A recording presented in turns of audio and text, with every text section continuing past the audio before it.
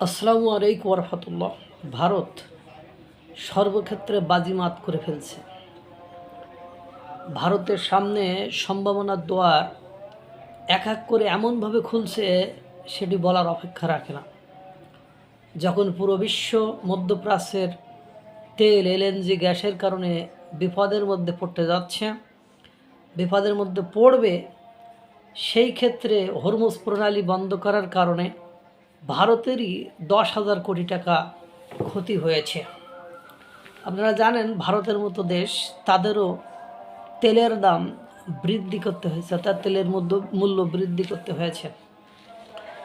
আর যুদ্ধে মার্কিন যুক্তরাষ্ট্র প্রত্যক্ষ এবং পরোক্ষভাবে ইরান এবং মধ্যপ্রাচ্যের যেসব দেশগুলো তেল এলএনজি বিক্রি করে তাদের এমন ক্ষতি করেছে রাশিয়াকে অ্যাসাইড করলে বা রাশিয়াকে পাশে রেখে দিলে তেল এখন প্রয়োজনে অপ্রয়োজনে বাধ্য হয়ে ডোনাল্ড ট্রাম্প অর্থাৎ আমেরিকার কাছ থেকে কিনতে হবে। আর এটা কিনতে হবে এ কারণে, আজকে একটা ভিডিওতে আমি দেখলাম মার্কিন যুক্তরাষ্ট্র ডোনাল্ড ট্রাম্পকে তার এই যুদ্ধ পরিচালনার জন্য প্রত্যেক দিন কত লাখ না কোটি ডলার তার প্রতিদিন খরচ হচ্ছে। এই উসুল সে তো তুলবেই। আর এখানে একটা জিনিস স্পষ্ট প্রতীয়মান হয়েছে যে ইরানের যুদ্ধে মার্কিন যুক্তরাষ্ট্রের জয় খুব সন্নিকটে। তার মেসেজ ডোনাল্ড ট্রাম্প ইতিমধ্যে দিয়েছেন। তিনি বলেছেন যে লন্ডন এই মুহূর্তে ইরানের বিপক্ষে মার্কিন যুক্তরাষ্ট্রের পক্ষে যুদ্ধে যেতে যাচ্ছে কারণ তারা বুঝে গিয়েছে মার্কিন যুক্তরাষ্ট্র ডোনাল্ড ট্রাম্পের বিজয় খুব সন্নিকটে। যাক, আমার আলোচনার বিষয় আজকে এটা নয়। আলোচনার বিষয় হলো, যখন এই তেল বিষয়ে বিপদে পড়ছে, তখন এনার্জি সেক্টর যদি দুর্বল হয়ে যায়, তখন একটা দেশ নিথর হয়ে যায়, একটা দেশ থমকে যায়, একটা দেশ দাঁড়িয়ে যায়, একটা দেশ অনুন্নতর দিকে যায়, একটা দেশের প্রোডাকশন বন্ধ হয়ে যায়। এই জন্য তেল বা এনার্জি সেক্টরটা খুবই গুরুত্বপূর্ণ। আর এই এনার্জি সেক্টরে আপনার আমদানির উপর অনেক বেশি নির্ভরশীল ভারত সহ বহু দেশ। যদিও রাশিয়া থেকে প্রচুর পরিমাণ ভারত তেলকে ক্রয় করে বা রাশিয়াও তাদেরকে প্রচুর পরিমাণ তেল দেয়, কিন্তু ডোনাল্ড ট্রাম্পের শুল্ক আরোপ সহ বিভিন্ন ইস্যুতে কিছুটা ভ্যারিয়েশন অর্থাৎ বাধার সৃষ্টি হয়েছে, সেটাও আপনারা খুব ভালো মতোই জানেন।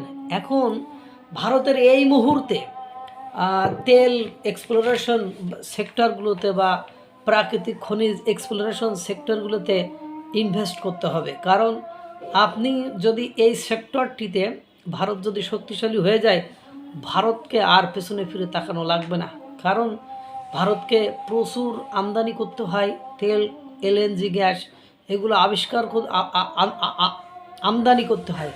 যদি এটা ভারত এক্সপ্লোর করতে পারে, অর্থাৎ অন্বেষণ করে খুঁজে বের করতে পারে, তাহলে ভারতের জন্য সকল সম্ভাবনার দ্বার একেবারে উন্মোচিত, একেবারে খুলে যাবে। এটা আপনারা হয়তো বুঝতে পারছেন। তারই ক্ষেত্রে যে আন্দামান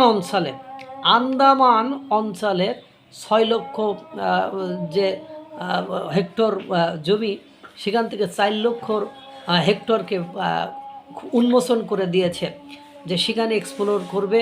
বিজ্ঞানীদের হাতে সেটা তুলে দিয়েছে যে এটা এক্সপ্লোর করবে।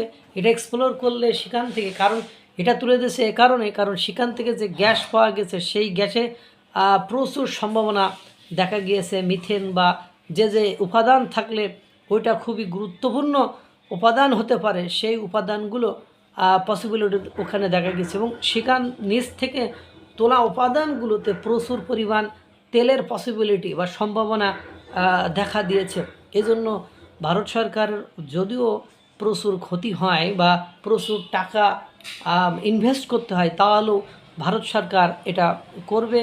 কারণ এই মুহূর্তে তেলের শক্তিশালী বা যদি পরনির্ভরশীলতা বা আমদানি নির্ভরশীলতা কেটে যায়, তাহলে ভারতের জন্য সকল সম্ভাবনার দরজা উন্মোচিত হবে। ভারত এমনিতে সব ক্ষেত্রে বাজিমাত করেছে, সব সেক্টরেই কূটনীতি বলেন বা যে কোনো সেক্টরে ভারতের বর্তমান সময়ে সফলতা দেখা যাচ্ছে।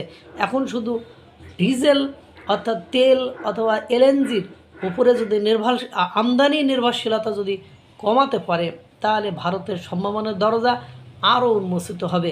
আন্দামান ওই অঞ্চলে 20 ট্রিলিয়ন এর মতো তেলের অনুমান করা যাচ্ছে, এস্টিমেট করা যাচ্ছে সেখান থেকে পাওয়া যাবে। এটা হলেই তখন আর হরমুজ প্রণালী বন্ধ থাকলেও ভারতকে বিপদে পড়তে হবে না। তখন মধ্যপ্রাচ্যের দেশগুলো চাতক পাখির মতো চেয়ে থাকতে হবে না। তখন ডোনাল্ড ট্রাম্পের চোখ রাগানি দেখতে হবে না। তখন রাশিয়ার উপরে অত বেশি নির্ভরশীল থাকতে হবে না। এজন্য ওরা ওই অঞ্চলটিকে এক্সপ্লোর করার জন্য বিজ্ঞানীদের হাতে তুলে দিয়েছে। তারা এক্সপ্লোর করলে আশা করা যাচ্ছে অদূর ভবিষ্যৎ, অর্থাৎ খুব সন্নিকটে সেই দিন, এর কিছুদিনের মধ্যেই সেই সম্ভাবনার দরজা উন্মোচিত হবে। ভারত বাজিমাত করবে। ভারত তেলের ক্ষেত্রে তেল আবিষ্কারের পরে খুব দ্রুততার সাথে তারা এগিয়ে যাবে। আল্লাহ তাআলা সকলকে ভালো রাখুক, সুস্থ রাখুক। আসসালামু আলাইকুম ওয়া রাহমাতুল্লাহ।